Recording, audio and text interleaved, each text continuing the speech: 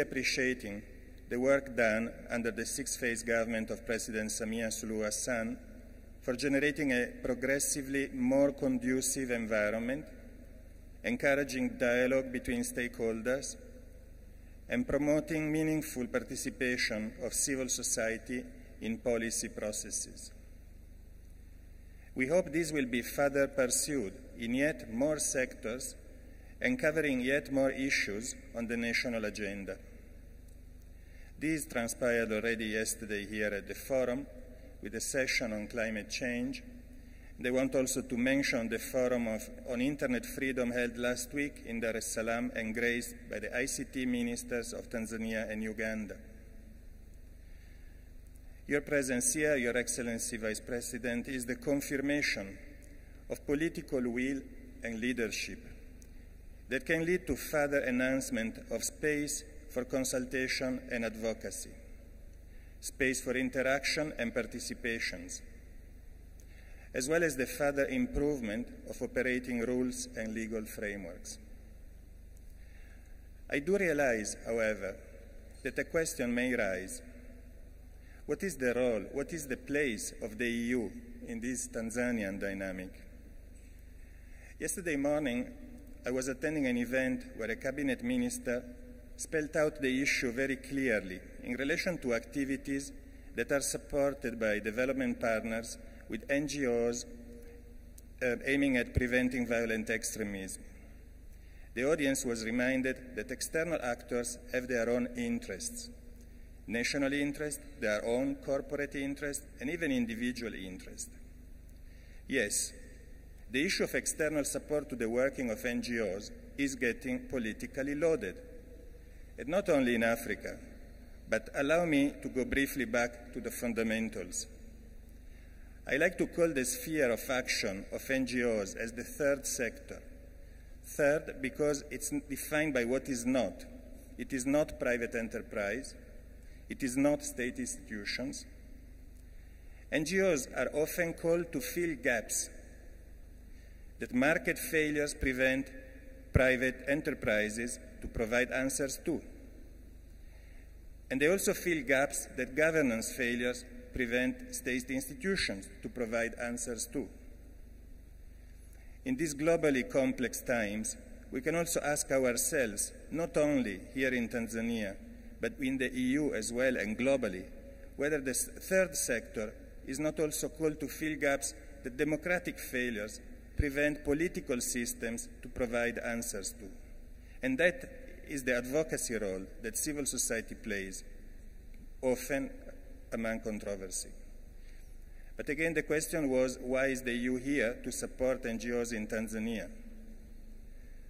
I replied to in the margins yesterday to the Honorable Minister, saying, let's take your interest-based viewpoint, no problem, but let us work together at the intersection of the respective interests. That is where we can find mutual gain. There is a space where the state and development partners can agree on the space where strengthening of a Tanzanian NGO can lead to a more resilient society, one of the 4 R's President Samia launched, where some protection is erected against inevitable market failures and against inevitable governance failures. To conclude, a few facts and figures. The EU-Tanzania Civil Society Roadmap is investing 25 billion to support to NGOs between 2021 and 2024 in 3 areas of operational environment, promoting dialogues and networking, and institutional capacity. We launched a phase 1 call for proposal in 2022, and we expect to launch a second phase call of proposals by the end of 2023.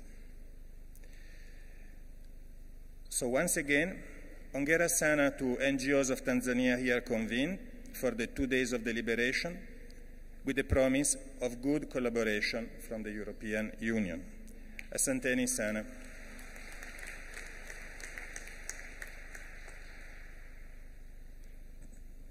Asante Mheshimiwa Emilio, na kusikia unazungumza Kiswahili vizuri sana. Endelea kujitahidi utoe hotuba zako na maelezo kwa Kiswahili. kidogo lakini una matamshi mazuri sana. Tumpige makofi tafadhali. Mheshimiwa mgeni rasmi, Dr. Charles Sagoe Moses ni mwakilishi wa WHO. Ni furaha yangu kubwa sana sasa kumkaribisha kwa salamu zake. Mabibi na bwana, makofi kwake. Anatokea Shirika la Afya Duniani. Karibu sana.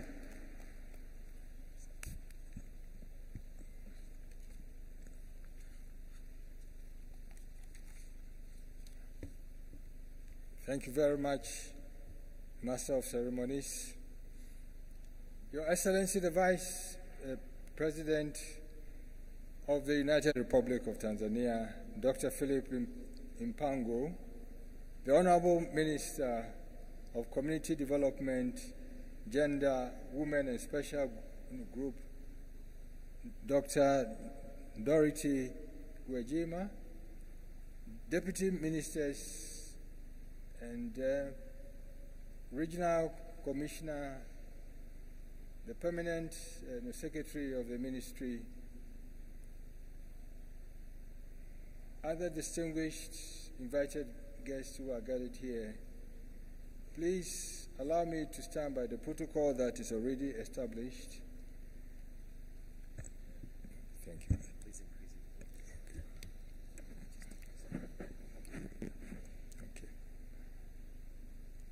Please allow me to stand by the protocol already established by saying, Habari za asubuhi. I am indeed honored to be here to represent my organization, the World Health Organization, and indeed the entire UN community on this very important occasion. I would like to first of all thank the Ministry for inviting me to participate in the launching of the digital NGO mapping platform. Your Excellency, the Vice President, I take this opportunity to congratulate the government of Tanzania and the leadership of the ministry for ensuring that Tanzania is among the few countries in the WHO African region that have a functional digital mapping platform for NGOs. This indeed is a significant milestone that will undoubtedly catalyze and foster strategic partnership and collaboration with key stakeholders with an aim to achieve the SDGs. Indeed, the value of social society and economic development in achieving health for all cannot be overstated. These organizations have a strong footprint in the community that we serve and a holistic understanding of our people at the grassroots level. They have practical experience, are well positioned to reach the mixed communities, how to reach areas, and to generate demand for health services. This initiative, therefore, presents a unique opportunity to identify and bring together organizations across a wide range of sectors and disciplines who have an interest and a responsibility to reach and serve their communities. By the click of a button, this platform will enable us to profile organizations by physical location, scope, thematic areas, capacity, and priorities. Furthermore, it gives us capacity to assess the current status of civil society action in the country, including the challenges, the gaps, the capacity needs, and opportunities. Your Excellency, this year marks the 75th anniversary of the World Health Organization, and it serves as a stark reminder of our goals to ensure that everyone everywhere can attain the highest level of care and well-being. This year, we look back at public health successes that have improved the quality of life over the past 7 decades. Of these, partnership has indeed been a major pillar of the WHO's transformation to help the world achieve health for all. Over the past 3 years, Tanzania, together with the rest of the world, experienced one of the greatest outbreaks in history. This, along with many others, has taught us that we cannot win without involving our communities. Strong community participation is therefore a key step in controlling the spread of diseases and achieving health security.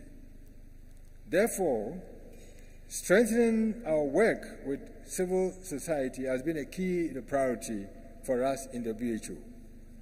Your Excellency, as a testament to the commitment to engage and collaborate with civil society, WHO Civil Society Commission was launched on the 24th of August of this year, with a view of strengthening the dialogue and fostering collaboration with civil society at all levels. We believe in so doing, we would listen to the voices of the people and the communities that we serve and accelerate the attainment of health for all and health-related SDGs. We are therefore grateful to have been part of this initiative right from the onset that would optimize the civil society landscape and enable effective engagement with relevant stakeholders, all with the ultimate aim of improving the lives of Tanzanians. Your Excellency, I would like to assure you that WHO and the entire UN stand committed to continue the support to the government by committing both human and financial resources necessary to optimize civil society engagement so that we can all achieve health for all. On this note, I thank you. Asante sana.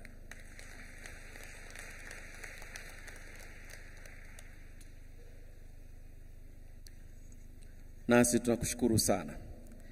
Mheshimiwa mgeni rasmi, tumepata bahati kubwa sana ya kuwa na mwenzetu mkurugenzi mtendaji bodi ya uratibu wa mashirika yasiyo ya kiserikali nchini Uganda, ndugu Stephen Okello. Miongoni mwetu ametusikiliza, nasi tumemsikiliza, tumeelimishana na kuelewana, na tunampa nafasi sasa kutoa salamu zake. Naomba tumpigie makofi mengi sana mwenzetu Stephen Okello. Karibu sana katika jukwaa hili, jumuika nami hapa tukusikilize. Karibu sana. Thank you, MC. The guest of honor, Your Excellency, the Vice President, honorable ministers present, the permanent secretaries present, the honorable members of parliament,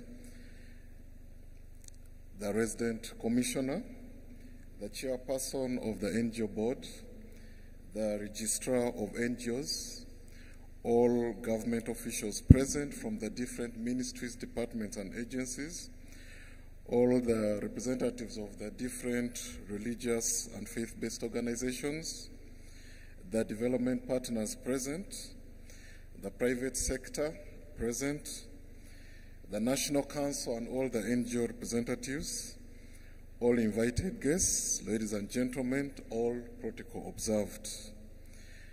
Special greetings from Uganda to everyone.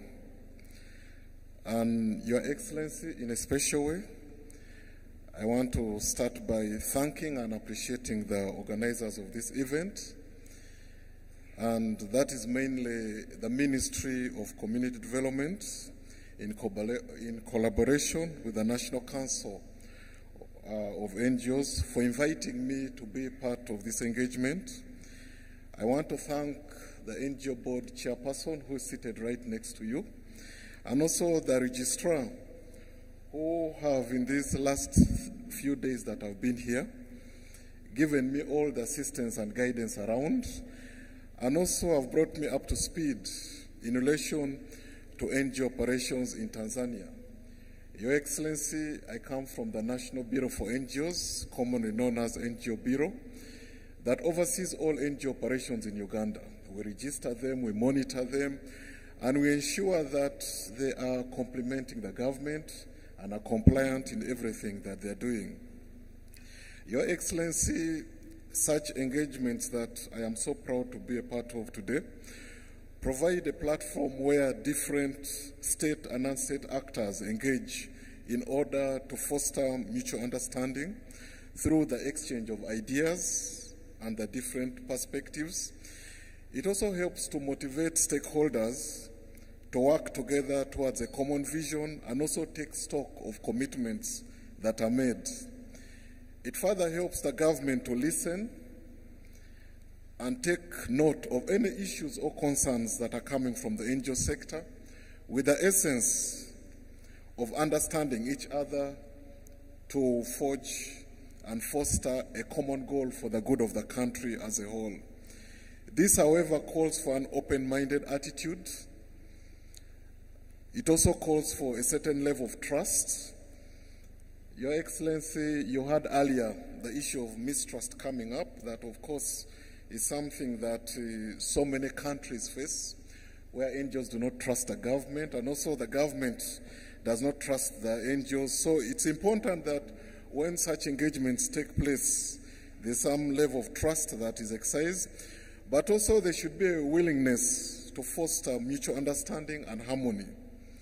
For the few days I've been at this engagement, I am so impressed by its quality, the momentum, and the level of ownership by all the stakeholders. And I request that we give a special hand clap to all the organizers of this event. Your Excellency, I've seen a lot of passion in everyone, to be proud to be a part of this event. And that means that this event has taken root, and it should be further supported and nurtured for the good of this country. All this is important in that trust and confidence building is achieved at the end of the day, and this helps to cure any form of mistrust between the government and the sector. Uganda also has got a similar engagement like this one that we are witnessing here today. And Your Excellency, I would love to inform you that I have learned so much for the last 3 days that I've been part of this event, and I have got a lot of takeaways that I'm actually going to go back home with. That in Uganda, ours, instead of having a 3 days event, we always have a single day event. And yet I've learned so much that in the 3 days event, there are so many activities that can be achieved. We have seen the element of the corporate social responsibility that is being demonstrated all over the place since this event started. We have seen panel discussions where I was glad to be a part of it yesterday. We have seen side events where I think on Tuesday I was able to attend one on taxation, and I was glad that I was invited for it. And then the third day is where we're having this official event that you're part of. In Uganda, we hold national quarterly dialogue meetings where the government and the NGOs meet. The NGO sector prepares an issues paper outlining all the issues that they want the government to respond to. It is submitted to the government side, and on such a day, that is when all the government representatives sit and respond to the issues and give clarifications on any issues that are arising that affect the NGO sector. However, we do not only stop at the national level in Uganda. We also move further to the regional levels where we have what are called regional reflection meetings. That is when we sit down with also the district officials and the NGOs and discuss issues mainly regarding their obligations, what is expected out of them and whether they are doing the right thing or not. However, we do not stop at that level. We further go to the grassroots level where we hold what we call community dialogues. Now, community dialogues is where you push aside all the other stakeholders from the district and everyone and talk to the beneficiaries themselves. Because at times, they may give you a rosy picture with good reports, and yet the beneficiaries down there have got a totally different picture that they would love to respond to. Your Excellency, these structures that are actually already being implemented, I've thoroughly also discussed it with the Registrar of NGOs here. And we hope that with the takeaways I have here, it's also important that we also share with you the ones that we also have, so that we can learn from each other and ensure that as a region, we are actually effectively executing the work that we are supposed to do as regulators of this sector. Your Excellency, within the East African region, governments continue to recognize the contribution of NGOs, and it's clear that they're all committed in ensuring that NGOs enjoy their constitutional guarantees and all rights that are enshrined in the different global, regional, and national instruments, and that NGOs have got a conducive and enabling environment. However, a special call to the NGOs also, Your Excellency, is that much as there are all these obligations on the government, it's important that the NGOs also operate in an accountable, transparent, and work in an orderly manner for the good and the development of the country as a whole. This calls for more collaboration and information sharing between the NGOs and the key stakeholders in the government to help cure any form of mistrust and only promote constructive partnership between them and the government. Your Excellency, globally we are witnessing that the pandemic that did not spare any country in the world, where most countries are still recovering from, and the global conflicts that we are seeing that are happening around the globe are leading to falling government revenues, but also it's not sparing the NGO sector. We are also seeing that the funding for the NGO sector has greatly reduced and declined. And yesterday, there were panel discussions here on the funding opportunities. There were thorough discussions on so many issues regarding funding, and it was clear that the sector is greatly affected. And it's not only Tanzania. Even the Ugandan NGOs are crying. And I'm sure, I have attended meetings in Kenya and other areas, they too are affected. The funding is dropping. And that means that this is leading to increased vulnerabilities, risk, threats, and fragility of the sector, which we cannot ignore as the sector continues to support the government in its development. This inevitably calls for a rethinking of the NGO funding strategies, since institutional funding for the NGOs has declined, and we can see it has clearly led to low capacities and also closure of various NGOs. Your Excellency, during the pandemic, so many NGOs had to close. I do not know how many closed in Kenya, because I can tell you so many in Uganda closed. But also, as they closed, a number of their employees lost jobs because there were no resources to pay them anymore. But in addition to that, as we worry about the NGOs and the employees, let's also sympathize with the beneficiaries who had been given hope by these NGOs. And finally, they do not get the kind of help and support that they were getting at some point. Therefore, it is important that all funding to NGOs should include a component to support institutional development and operations. This is something that came out strongly yesterday, that as donors come in and support these NGOs, it's important that they also pay attention to the institutional development. There is a big concern that funds are given to NGOs, and these NGOs are voluntarily formed, but the concern is that, do they have the required skills to execute the kind of work that's expected out of them? So it's important that each time any donations come in, part of that donation should be spared and pushed towards building the institutional capacity of the organizations. But also, there's also need for these NGOs to receive capacity building in mobilizing resources through social enterprises. It is very clear that with these declining funding opportunities, it's important that NGOs start to rethink and build their capacity. They should not think that it's only about writing proposals and waiting. No. It's high time that internally they need to change a lot of their approaches in order to ensure that they are still surviving even after these taps all dry. Your Excellency, it's very clear that almost all the NGOs in this region, Uganda is not spared too.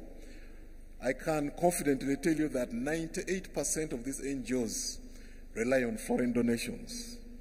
What happens when those donations stop? Let's worry about that. That tomorrow, if, let me say, all the donors pull out, will this room be filled like this? Because so many of us have closed, and it happens, and we witness it all the time. Today, you arrived, you went through, and you showed all these exhibitions, but will they be there the next time you come if this funding actually stops? So it's important that NGOs undertake research to understand why institutional funding is reducing, to inform advocacy around institutional funding. Let them not just assume that they already understand the situation. No, it's important that they start to invest in research so that they understand. And the research, you will also have to involve other NGOs across the other East African countries. However, it's important that government, Your Excellency, this is a special message to you, that it's important that also the Tanzanian government, which I'm also drumming the other side in Uganda as a regulator, establishes a basket fund for the different funding source for the NGOs. Your Excellency, why am I making this special plea for the basket fund? And I'm sure NGOs here are worried and are concerned, why is a Ugandan making this plea? It is high time this is done, because there is a component called the private sector. But the private sector can do a lot in supporting this NGO sector. But if these NGOs themselves approach the private sector, would they get the kind of support they need? The answer is no. But if the government came in to open a basket and then spoke to the private sector to support, in addition to what the donors are bringing in, I can assure you that a lot of support would come in to this sector and will not only wholly rely on donations coming from out of the country only. Your Excellency, the basket I'm talking about is not continental NGOs coming from out of this country, but it's a basket that is supposed to support your local NGOs that are operating at the grassroots to effectively co-create and implement social programs. Yesterday, some of the reactions we were getting here, there was a cry that the indigenous local NGOs at the grassroots levels are being forgotten. They are not receiving the support that they need.